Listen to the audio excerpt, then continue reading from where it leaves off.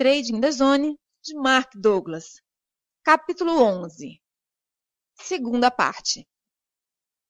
Exercício. Aprenda a fazer trading como os cassinos. O objetivo deste exercício é convencer-se a si mesmo que o trading é só um simples jogo de probabilidades, números, não muito diferente de puxar a alavanca de uma slot machine. Ao nível micro, os resultados individuais são ocorrências independentes e aleatórias em relação umas às outras.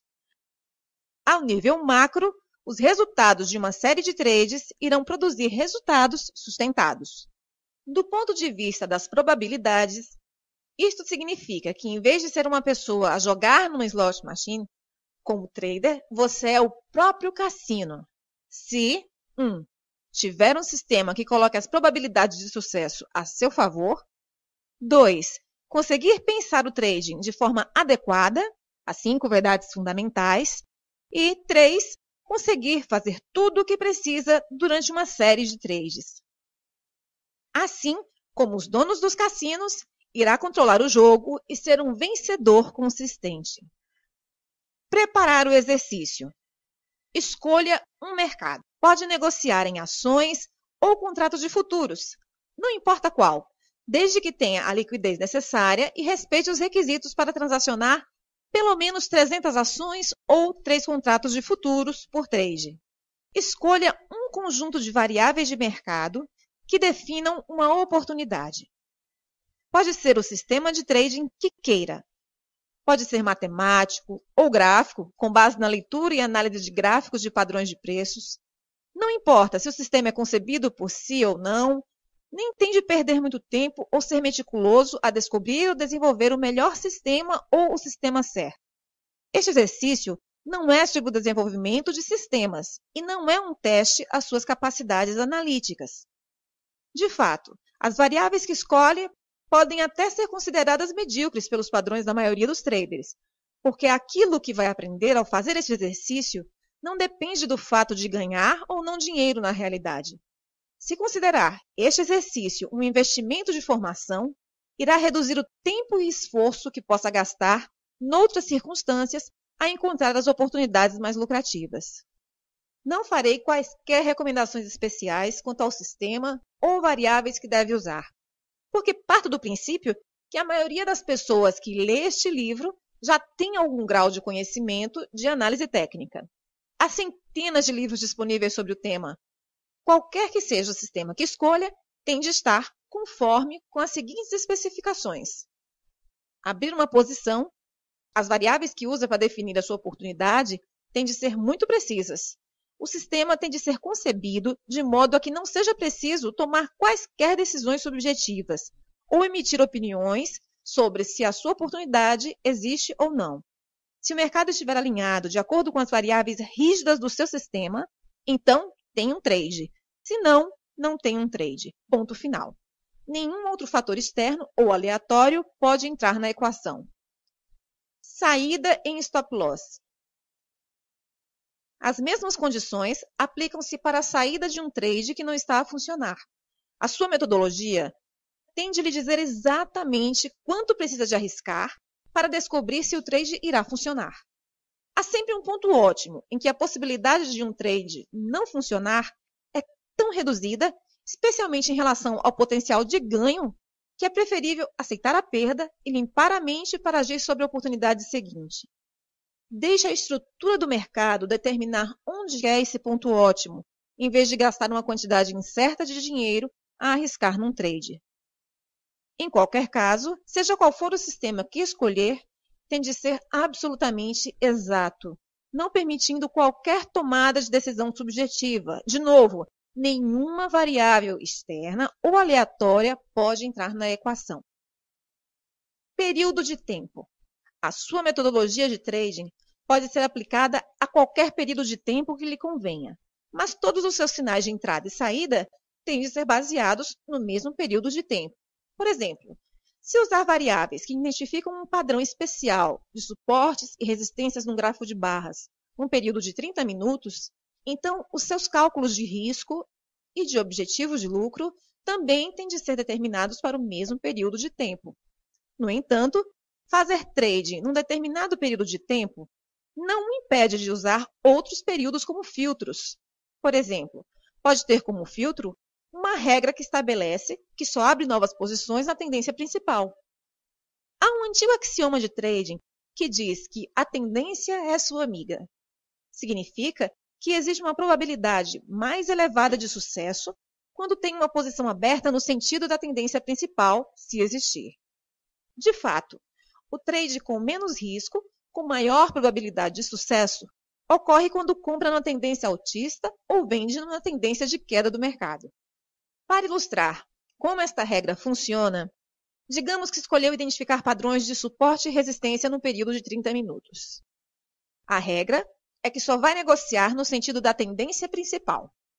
Uma tendência ascendente define-se como uma série de máximas e mínimas sucessivamente mais altas. Pelo contrário, uma sucessão de máximas e mínimas mais baixas define uma tendência descendente. Quanto mais longo for o período de análise, mais significativa será a tendência, pelo que a tendência identificada num gráfico de barras diário é mais significativa do que uma tendência identificada num gráfico de barras de 30 minutos para um dado mercado. Por conseguinte, a tendência identificada no gráfico de barras diário tem primazia sobre a tendência identificada no gráfico de barras de 30 minutos e será considerada a tendência principal. Para determinar a direção da tendência principal, verifique o que acontece num gráfico de barras diário. Se a tendência for altista, procure uma queda até encontrar um suporte no gráfico de barras de 30 minutos. Aí, quando inverter, é onde vai comprar. Pelo contrário, se a tendência é de baixa no gráfico diário, procure o valor na resistência do gráfico de 30 minutos e então, quando o preço inverter, venda o mais rápido que puder. O seu objetivo é determinar, numa tendência descendente, em que medida pode vender no movimento intraday sem que mude a tendência.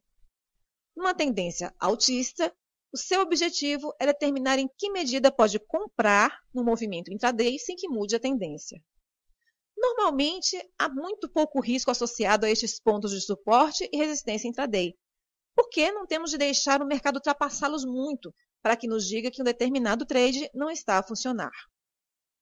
Profit taking, tomar mais-valias. Acredite ou não, de todas as aptidões necessárias para se aprender a ser um trader consistentemente bem-sucedido, aprender a assegurar ganhos é provavelmente a mais difícil de dominar.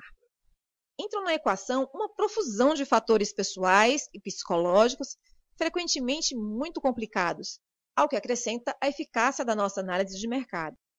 Infelizmente, destrinchar esta complexa matriz de questões vai muito além do âmbito deste livro. Saliento isto para que aqueles que pensem agredir-se a si próprios por fazerem um negócio menos vantajoso do que o esperado, possam relaxar e deixar de se criticarem. Mesmo depois de ter adquirido todas as outras aptidões, pode ser preciso muito tempo para dominar esta. Não desespere. Há uma forma de criar um regime para assegurar ganhos que pelo menos satisfaz o objetivo do quinto princípio da persistência. Tomo os meus lucros quando o mercado me disponibiliza dinheiro. Se vai criar uma convicção de que é um vencedor consistente, então terá de criar experiências que correspondam a essa convicção. Como o objeto da convicção é ganhar consistentemente, o modo como realiza ganhos num trade ganhador é de suprema importância. Esta é a única parte do exercício em que terá algum grau de arbítrio sobre o que fazer. A premissa subjacente é que, num trade ganhador, nunca sabemos até que ponto o mercado vai. Os mercados raramente vão diretamente para cima ou para baixo. Normalmente, os mercados sobem, depois corrigem um pouco desse movimento ascendente, ou descem e depois corrigem um pouco desse movimento descendente. Estas correções podem dificultar muito a permanência num trade ganhador. Teria de ser um analista extremamente sofisticado e objetivo para fazer a distinção entre uma correção normal, quando o mercado ainda tem potencial para continuar a subir, e uma correção que não é normal, quando o potencial de subida é altamente reduzido, se não for inexistente. Se nunca se sabe até que ponto o mercado vai, então quando e como tomar os lucros? A questão é qual a sua capacidade para ler o mercado e escolher os pontos em que é mais provável parar. Se não tem objetivamente esta capacidade, o melhor a fazer é dividir a sua posição em terças ou quartas partes e ir saindo regularmente da sua posição à medida que o mercado se movimenta a seu favor.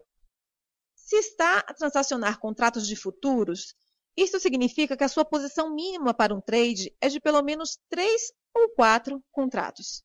Para ações, a posição mínima é qualquer número de ações que seja divisível por 3 ou por 4. Esta é a forma como faço o escalonamento de uma posição ganhadora. Quando comecei a fazer trading pela primeira vez, especialmente durante os primeiros 3 anos, de 1979 a 1981, eu analisava de forma meticulosa e regular os resultados das minhas atividades. Uma das coisas que descobri foi que raramente alcançava um stop loss sem que o mercado fosse primeiro um pouco na minha direção. Em média, perdia em apenas uma em cada 10 operações. Das outras 25 a 30% de posições que acabavam perdedoras, o mercado ia geralmente 3 ou 4 ticks na minha posição antes de inverter e tocar o stop que tinha definido. Calculei, então, que se me habituasse a retirar pelo menos um terço da minha posição original de cada vez que o mercado avançava 3 ou 4 ticks a meu favor, no final do ano, os ganhos acumulados eram suficientes para cobrirem as minhas despesas.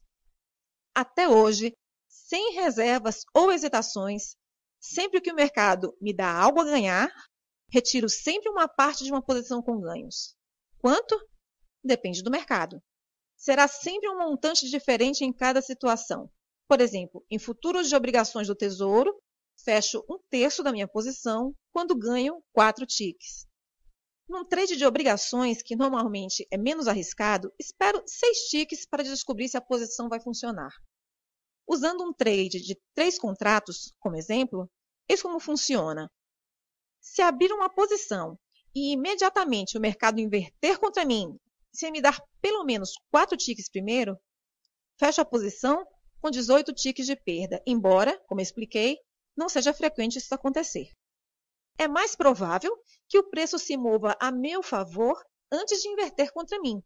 Se for a meu favor, pelo menos em 4 ticks, aproveito esses 4 ticks e liquido o contrato. O que fiz foi reduzir o meu risco total nos outros 2 contratos em 10 ticks. Se o mercado então me fizer perder nos outros 2 contratos, a perda líquida no trade é de somente 8 ticks. Se o mercado se mover na minha direção, liquido a próxima terça parte da posição no ponto de lucro predeterminado. Para determinar este objetivo de ganho, baseio-me em algum suporte ou resistência de um período de tempo mais longo ou numa máxima ou mínima anterior importante. Ao realizar o segundo terço dos meus ganhos, também movo o stop loss para o meu ponto de entrada original. Agora eu tenho um lucro líquido com o trade, aconteça o que acontecer com o último terço da posição. Ou seja, agora tenho uma oportunidade sem risco. Não posso aumentar suficientemente o tamanho das palavras desta página para realçar como é importante que experimente um estado de oportunidade sem risco. Quando cria uma situação em que há uma oportunidade sem risco, não há forma de perder, a menos que aconteça algo extremamente fora do comum, como um movimento brusco de preços que gere um gap ultrapassando o seu preço de saída. Se, em circunstâncias normais, não há forma de perder, passa pela experiência de saber como é estar num trade com um estado mental completamente despreocupado e tranquilo. Para ilustrar este ponto, imagine que está num trade ganhador. O mercado fez um movimento bastante significativo na sua direção, mas não assegurou nenhum lucro porque pensou que iria andar um pouquinho mais longe. No entanto, em vez de ir mais longe, o mercado inverte, aproximando-se do seu ponto de entrada original. Entra em pânico e, em resultado, fecha a posição, porque não quer deixar aquilo que fora um trade ganhador transformar-se num trade perdedor. Mas logo que sai, o mercado supera, movendo-se na direção que lhe daria ganhos. Se tivesse retirado uma parte dos ganhos, fazendo um escalonamento, colocando-se numa situação de oportunidade sem risco, seria muito improvável que tivesse entrado em pânico, ou mesmo sentido qualquer estresse ou ansiedade. Ainda lhe restaria um terço da sua posição. E agora? Procure o ponto mais provável onde acha que o mercado parará e tome nesse ponto os seus lucros. Este é normalmente uma máxima ou uma mínima significativa num período de tempo mais longo. Dou a minha ordem para liquidar imediatamente um tique abaixo daquele ponto numa posição comprada ou um tique acima numa posição vendida. Coloco as minhas ordens imediatamente acima ou abaixo. Descobri ao longo dos anos que esse último tique do trade não é relevante se pretende mesmo executar a ordem. Um outro fator que precisa de ter em conta é o seu risco-retorno. O risco-retorno é o valor, em euros, por exemplo, do risco que tem de assumir em relação ao potencial de ganhos. Idealmente, o seu risco-retorno deve ser pelo menos de 1 para 3, o que significa que está a arriscar 1 euro para cada 3 de ganho potencial. Se o seu sistema e a forma como faz o escalonamento dos seus trades lhe dá um risco-retorno de 1 para 3, ainda que a sua percentagem de trades ganhadores seja inferior a 50%, mesmo assim irá ganhar dinheiro sustentadamente. Um risco-retorno de 1 para 3 é o ideal. No entanto, para efeitos deste exercício, não importa qual é, nem importa se faz o escalonamento de forma eficaz, desde que o faça. Faça o seu melhor que conseguir para se remunerar a si mesmo com níveis de lucros razoáveis quando o mercado o permitir. Cada parte de um trade que fecha a ganhar irá contribuir para a sua convicção de que é um ganhador consistente. Todos os números irão acabar por se alinhar numa bonita performance, ao mesmo tempo que reforça sua convicção de que é capaz de ser um ganhador consistente. Uma questão de dimensão de amostra.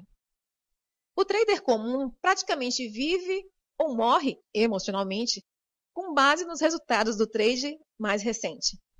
Se tiver ganho, avançará com satisfação para o trade seguinte.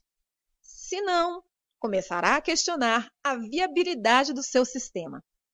Para descobrir que variáveis funcionam, se funcionam bem e quais não funcionam, precisamos de uma abordagem sistemática, que não tenha em conta variáveis aleatórias. Isso significa que temos de alargar a nossa definição de sucesso ou fracasso, passando da perspectiva limitada do trade a trade, do trader comum, para uma amostra de 20 trades ou mais. Qualquer sistema, com base no qual tome decisões, estará apoiado em algum número limitado de variáveis de mercado ou relações entre elas que medem o potencial de mercado para se movimentar para cima ou para baixo. Da perspectiva do mercado, cada trader que possa abrir ou fechar trade pode agir como uma força de pressão sobre o movimento dos preços e é, por conseguinte, uma variável do mercado. Nenhum sistema técnico consegue ter em conta todos os traders e as suas razões para abrir ou fechar uma posição.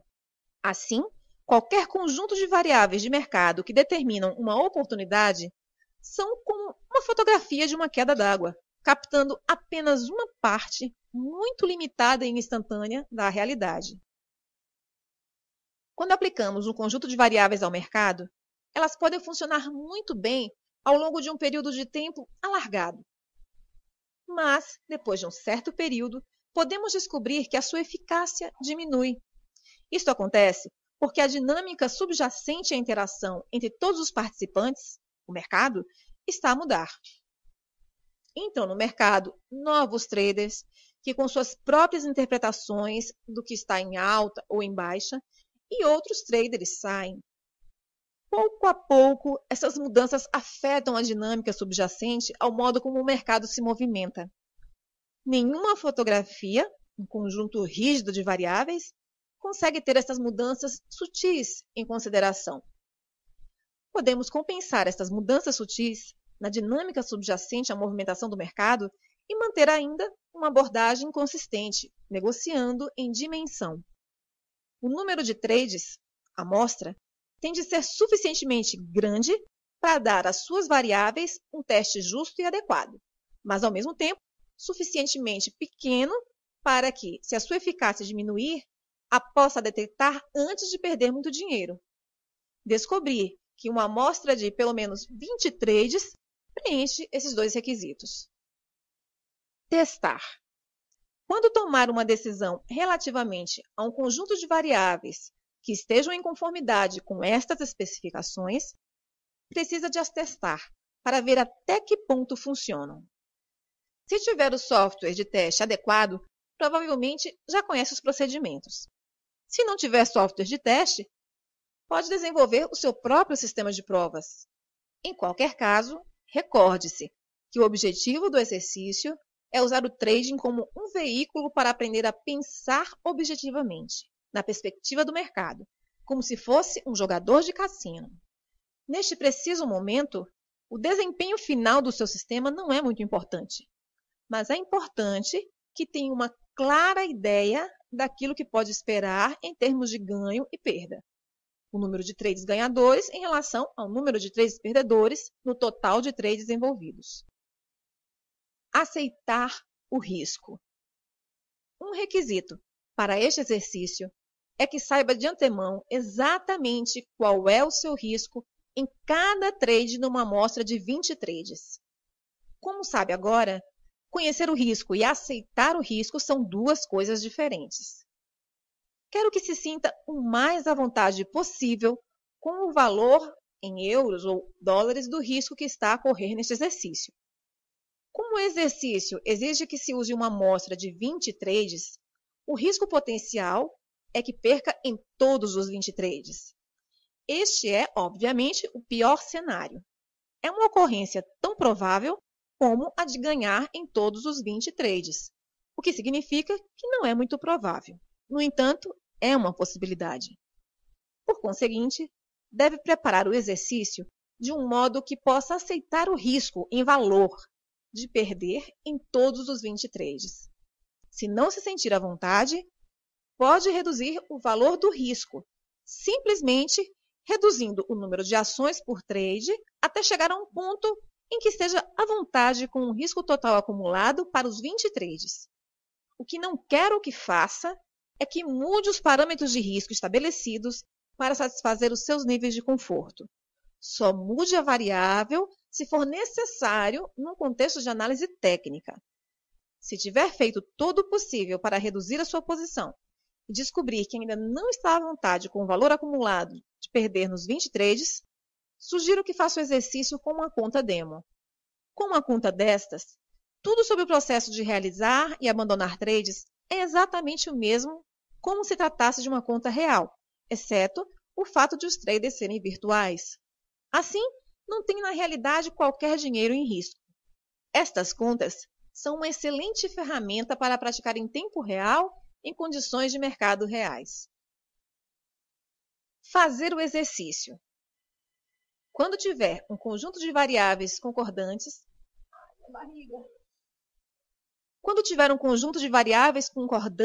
com as especificações descritas, souber exatamente o que cada trade vai custar para descobrir se vai funcionar, tiver um plano para assegurar ganhos e souber o que pode-se esperar dos seus ganhos-perdas para a sua amostra, então está pronto para começar o exercício.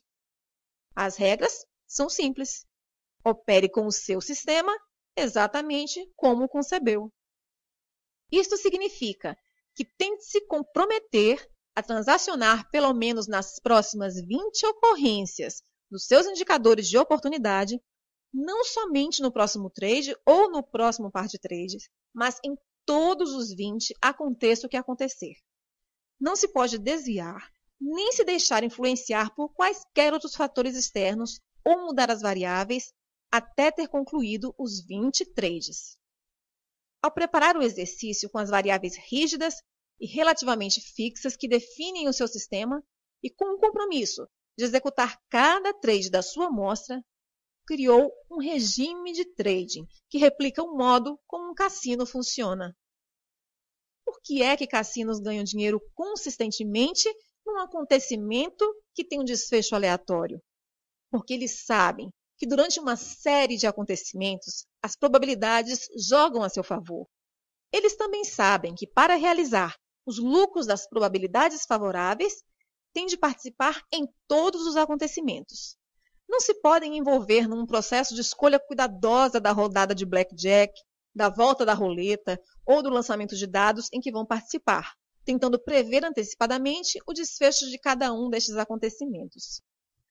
Se acreditar nas 5 verdades fundamentais e se acreditar que o trading é somente um jogo de probabilidades não muito diferente de puxar a alavanca de um slot machine, então irá considerar que este exercício não exige esforço, porque o seu desejo de cumprir o compromisso de executar cada trade da amostra e a sua convicção quanto à natureza probabilística do trading estarão em perfeita harmonia.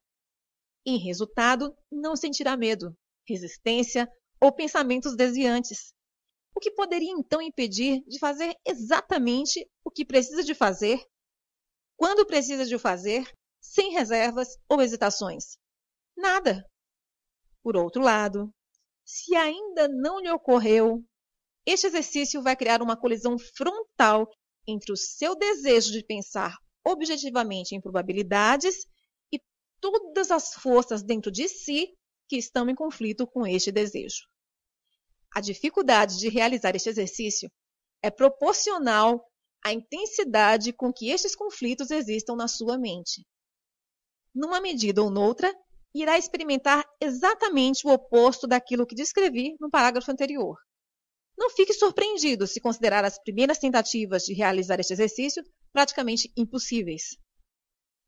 Como é que deve lidar com estes conflitos? Monitorize-se a si mesmo e use a técnica da autodisciplina para se concentrar de novo no seu objetivo. Escreva as 5 verdades fundamentais e os 7 princípios de consistência e mantenha-os à sua frente sempre que estiver a fazer trading. Repita-os para si mesmo frequentemente, com convicção. Sempre que reparar que está a pensar, dizer ou fazer algo que não está em consonância com estas verdades ou princípios, reconheça o conflito. Não tente negar a existência de forças conflituosas. Elas são parte da sua mente, que estão, compreensivelmente, a defender as suas versões da verdade. Quando isto acontecer, concentre-se de novo no que está a tentar conseguir. Se o seu propósito é pensar objetivamente, interrompa o processo de associação para que possa manter no fluxo de oportunidades do momento presente. Ultrapasse o medo de estar errado, de perder dinheiro, de deixar passar uma oportunidade e de fazer o negócio financeiramente menos vantajoso do que o esperado, para que deixe de cometer erros e comece a confiar em si. Então, irá saber exatamente aquilo que precisa fazer. Siga as regras do seu regime de trading o mais fielmente possível. Fazer exatamente aquilo que as suas regras exigem, enquanto estiver concentrado nas 5 verdades fundamentais, irá acabar por resolver todos os seus conflitos acerca da verdadeira natureza do trading. Sempre que faz algo que confirme uma das 5 verdades fundamentais, estará a retirar energia das convicções conflituosas e a acrescentar energia à convicção nas probabilidades e na sua capacidade de produzir resultados sustentados. No final, as suas novas convicções irão tornar-se tão poderosas que não será preciso qualquer esforço consciente da sua parte para pensar e agir em consonância com seus objetivos. Verá que pensar em probabilidades é uma parte funcional da sua identidade quando conseguir percorrer 20 trades ou mais sem qualquer dificuldade, resistência ou pensamentos conflituosos que o desviem de fazer exatamente aquilo que o seu sistema mecânico requer. Então, só então, estará pronto para avançar para as fases subjetivas e intuitivas mais avançadas do trading. Nota final. Tente não calcular quanto tempo irá precisar para chegar ao final de pelo menos uma amostra de 20 trades, seguindo o seu plano sem desvios ou pensamentos que o distraiam ou o façam hesitar. Irá levar o tempo que for preciso. Se quisesse ser um jogador de golfe profissional, não seria estranho ter de bater 10.000 ou mais bolas até que a combinação precisa de movimento da tacada estivesse tão bem enraizada na sua memória muscular que já não tivesse que pensar sobre eles conscientemente. Quando está a dar tacadas em bolas de golfe, não está a jogar contra ninguém ou a tentar vencer o grande torneio. Falo porque acredita que a aquisição de aptidões e a prática irão ajudá-lo a vencer. Aprender a ser um ganhador consistente como trader é exatamente a mesma coisa. Desejo-lhe muita prosperidade e, ia dizer, boa sorte. Mas não precisa de sorte se trabalhar para adquirir as aptidões adequadas.